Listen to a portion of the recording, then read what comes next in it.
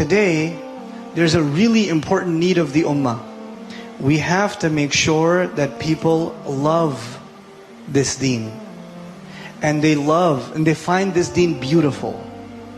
That when people think of something that they love, they think of Islam. And when they think of something beautiful, they think of the Quran, they think of the Sunnah of the Messenger sallallahu alaihi wasallam.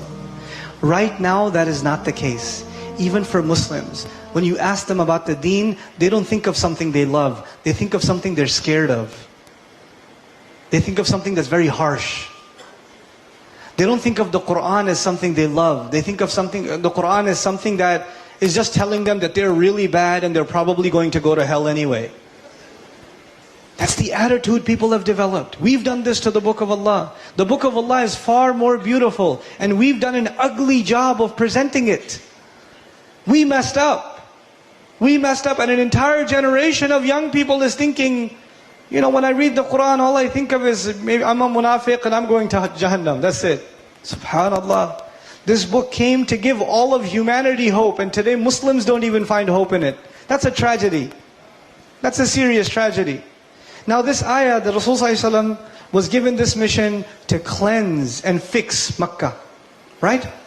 يَتْلُو عَلَيْهِمْ آيَاتِهِ وَيُزَكِّيهِمْ وَيُعَلِّمُهُمُ الْكِتَابَ وَالْحِكْمَةِ وَإِنْ كَانُوا مِنْ قَبْلُ لَفِي ضَلَالٍ مُبِينٍ. Even though they were clearly lost. Clearly lost. In other words, if you and I saw the Quraysh, we would say these people are a lost cause. If these were patients, we would say, you can forget it, this is terminally ill. No hope for these people. Anybody would say these people are hopeless. There is no chance they will get better. And yet Allah sent His messenger to people who the whole world thought they were hopeless. And He turned them around because of this formula. What am I trying to tell you? I don't say about the youth of the ummah today, even if the youth are doing drugs, and they're drinking alcohol, and they're dating, and there are so many converting to Christianity, and there's so many leaving the religion. All of these problems are happening in the Muslim world. But I don't look at the Muslim ummah and say they're hopeless. I don't say that. If Allah can say Quraysh has hope, if Quraysh has hope, and this formula can work with Quraysh, then I believe in this book. I believe this book can transform any society, any community. We just have to believe in the formula. We have to believe in the method. Now Allah says in this beautiful surah, this is the ayah I kept thinking about, wallahi. وَآخَرِينَ مِنْهُمْ لَمَّا يَلْحَقُوا بِهِمْ. Allah says, these are the Quraysh, right? The Quraysh are Arabs. And the people in Medina, the people of Yathrib are also Arabs. And they are the ones that the Prophet is working on, sallallahu alaihi wasallam. Now in this ayah, Allah says, there are akharina minhum. There are other people other than these people. There are other nations, other races, other ethnicities, other regions of the world, other continents, other countries that are not Arab. Lamma yalhaqu bihim. They have not joined them yet. Allah did not say they have not joined them. He said they have not joined them yet. Yet. The Malays haven't joined the Ummah yet. The Indians haven't joined the Ummah yet. The Africans haven't joined the Ummah yet. The Turks haven't joined the Ummah yet. The Uyghurs haven't joined the Ummah yet. The Europeans haven't joined the Ummah yet. Because the ayat are coming in Medina. None of that has happened yet. We, most of you that are sitting here that are not Arab, are talked about in this ayah. We're talked about in this ayah. وَآخَرِينَ مِنْهُمْ لَمَّا يَلْحَقُوا بِهِمْ. There are other than the Arabs. They haven't joined them yet. When you fly into Malaysia, and I think about the fact, how far away from the Arab land is this place? And its islands that are way out into the sea. And Islam reached over there. Who would think Islam would get all the way into these remote islands and people would be saying, La ilaha illallah. Wallahi, I almost cried. We were in Terengganu. I was in the hotel room. I look in the table next to my bed and there's a copy of the Quran. I live in the United States. Every time you pull out the desk, there's a copy of the Bible. I see a copy of the Quran, I almost start crying, man. وَآخَرِينَ مِنْهُمْ لَمَّا يَلْحَقُوا بِهِمْ. We don't realize you and I are the fulfillment of Allah's promise in this ayah. You and I are saying La ilaha illallah because Allah made that promise to His Messenger sallallahu alaihi wasallam. And you and I are only people of La ilaha illallah for no other reason that somebody before us understood this formula. يَتْلُو عَلَيْهِمْ آيَاتِهِ وَيُزَكِّيهِمْ وَيُعَلِّمُهُمُ الْكِتَابَ وَالْحِكْمَةِ. Somebody who came before us, who understood that when you go to these lands, you will recite the book of Allah, and Allah will purify people who have any goodness in them. Then you can teach them the book and the wisdom, and they will come flock into this deen. They will flock into this deen. And that's us. You know what the tragedy though is? When you join this ummah, you have to repeat. The same way our ancestors came into Islam, my ancestors were Hindus. 3, 4, 5. I asked my grandfather, it's 5 generations of Muslims. My family is Muslim for 5 generations. Before that, they're Hindus. Before there are all kinds of idol worship in my family. Somebody was given da'wah. Some young man who was a Hindu took shahada and decided he will change his life.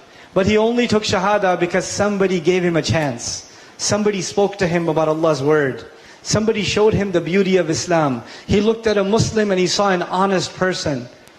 You know, he saw a good, sincere friend who was willing to share the word of Allah with him.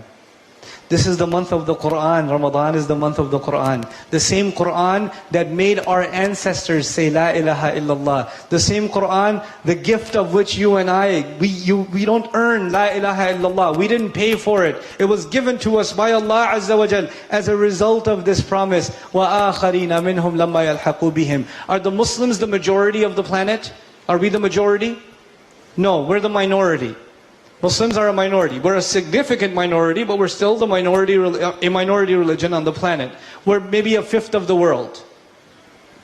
That means that Allah Azza wa Jalla, of the entire population of human beings, decided that He will give you this gift and He will give me this gift. But this gift isn't free. It comes with a responsibility. You don't receive this gift of Allah's book, this final message of Rasulullah sallallahu alaihi wasallam, this Quran, and you don't even care. There are so many other people that could have been picked. You were picked. You were picked. You know, you didn't deserve it. It was a gift from Allah. Which is why in the next ayah, and I conclude with this ayah, ذَلِكَ فَضْلُ اللَّهِ يُؤْتِيهِ مَنْ يَشَاءُ. That is the favor of Allah. He gives it to whoever He wants.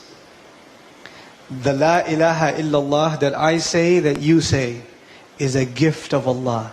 It is a favor of Allah. He gave it to you and me. Wallahu dhul fadl al-azim. And Allah is the possessor of great favor. You know what that means? That Allah's favor did not end with you. Now it's time for you to take Allah's gift and give it to others. Give it to your family. Give it to Muslims and give it to non-Muslims. The Muslims today are far from Quran, we have to bring them back. If you're far from the Quran, you have to make your way back.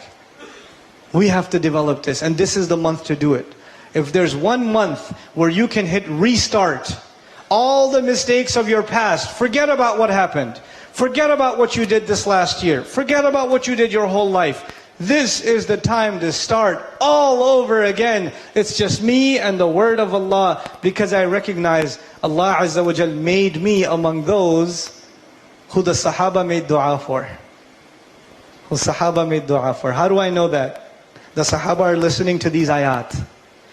There are not that many of them. There are not that many of them. And Allah tells them there are other people coming.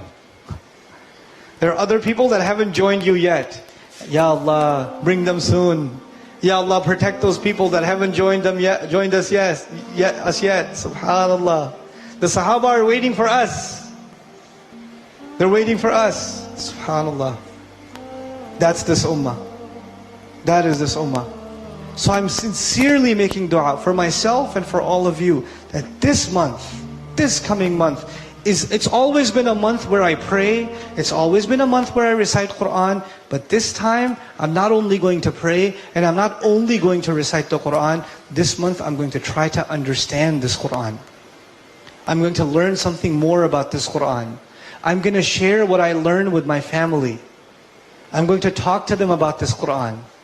I'm going to try to develop a new love for this Quran and share that love with my loved ones for this Quran. And Allah will put barakah in all of your efforts because you're doing it in the month of the Quran.